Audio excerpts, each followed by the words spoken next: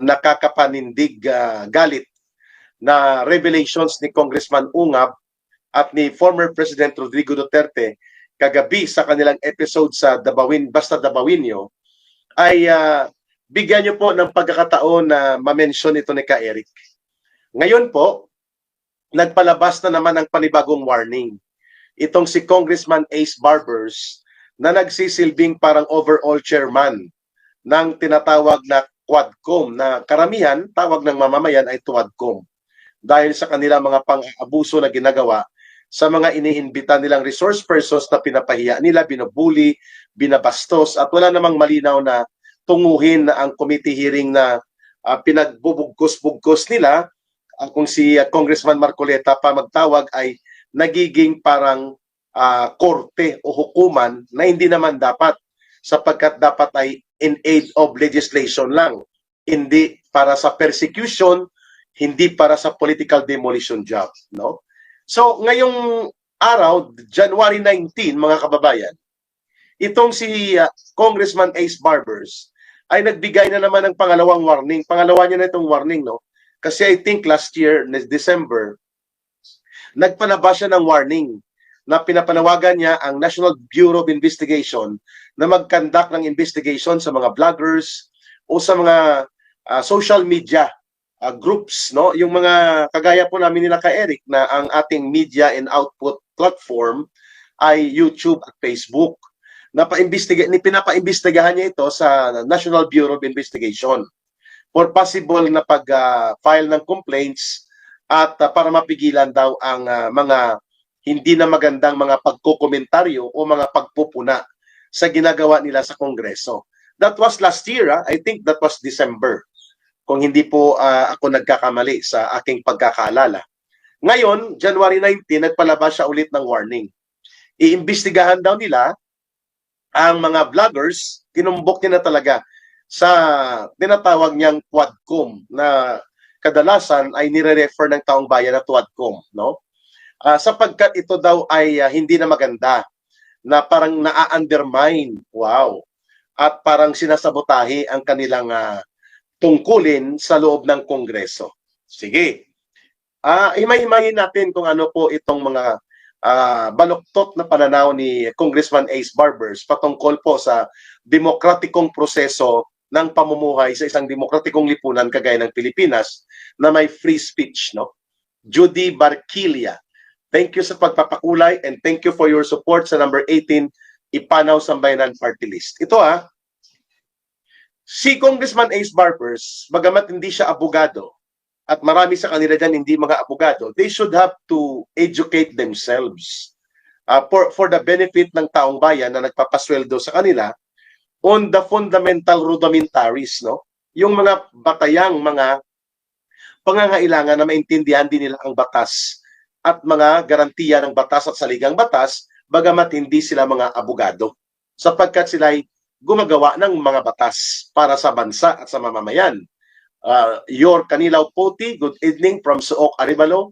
Shout out daw kay Vince and Martin ng Philippine Army 3rd Infantry Division. Ayun. Si Judy Barquilla, maraming salamat. Dapat ang mga miyembro ng Kongreso at Senado, lalo na mga hindi abogado, ay nagsusumikap din na magbasa ng batas, aralin din ang mga proseso ng batas at ng saligang batas, lalo na bilang pinakamataas na sa atin sa mga lahat ng batas, upang hindi po nila ito magamit ang poder at kapangyarihan nila sa pag-abuso sa batas at pag-abuso sa mga karapatan ng mamamayan.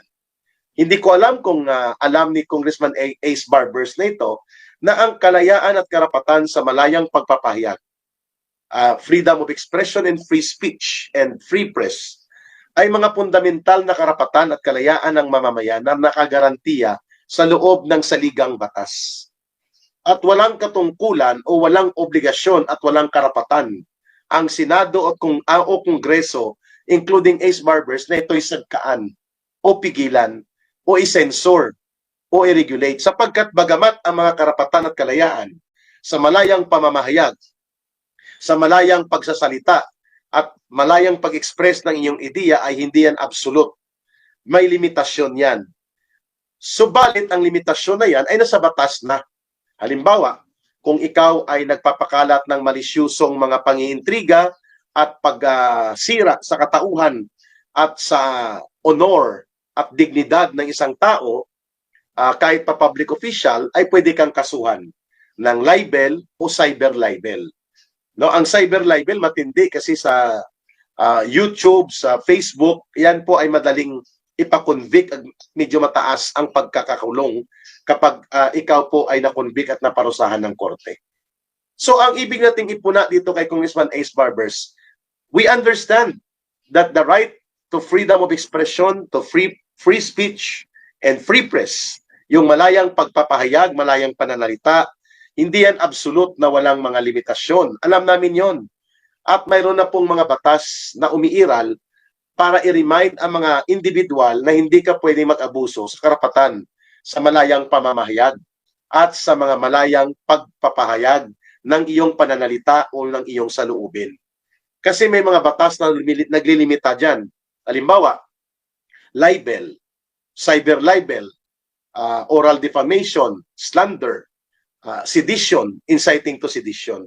So marami po itong mga batas na ito na nandyan na bilang isa sa mga mekanismo na hindi lahat ng kalayaan at karapatan ay absolute. May limitasyon, may hangganan, at kailangan ito ay ini-exercise mo ng makatarungan. Pero mayroon din pong doktrina at prinsipyo na umiiral sa ating lipunan at sa mga demokratikong bansa, lalo na sa isang constitutional democracy like the Philippines, na mayroong tinatawag na constitutional presumption of regularity.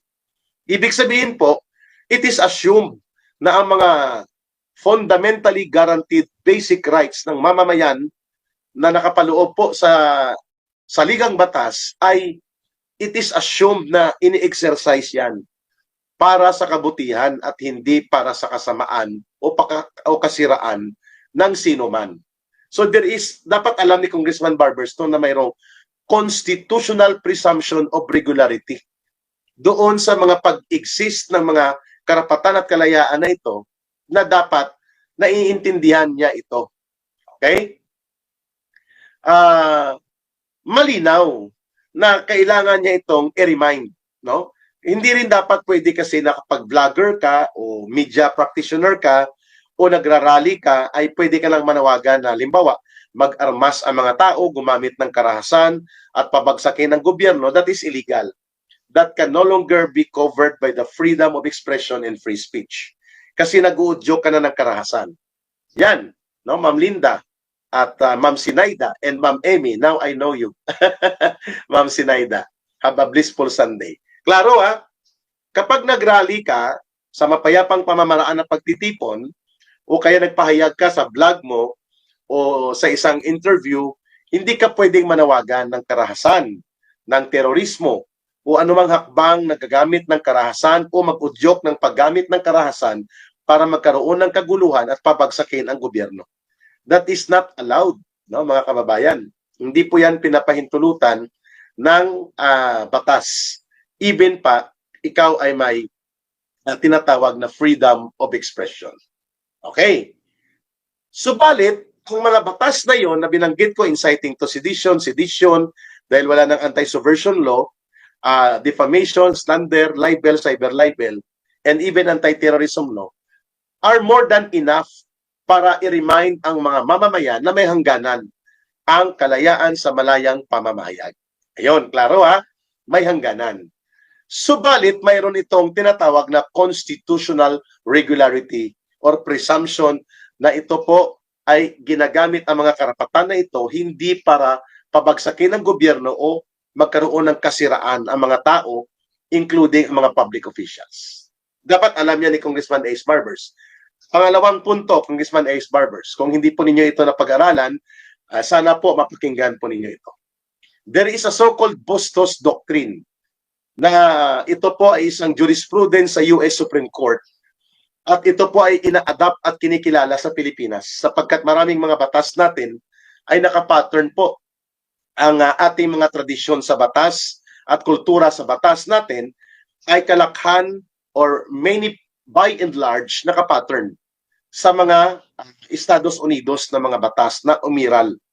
there is a so-called Bustos Doctrine na ang lahat ng public officials na nasa pamahalaan at naglilingkod sa public office ay subject to public criticism, and so therefore dapat hindi sila maging onion skin o maging balat sibuyas na konting kibot, konting pagpupuna ay kakasuhan nila at gagamitan ng kanilang poder, pundo at kapangyarihan ang ordinaryong mamamayan na siyang pinanggagalingan ng kanilang katungkulan at poder sa gobyerno. Sa isang demokratikong lipunan, they are only given the delegated power of the sovereign power of the people. Kaya nga may eleksyon, no? Bumabalik sila every 3 years para kumuha ng mandato sa sovereign mandate ng mga tao upang sila ay maka-occupy o makapag-upo ng sarili nila sa posisyong pampubliko sa loob ng gobyerno.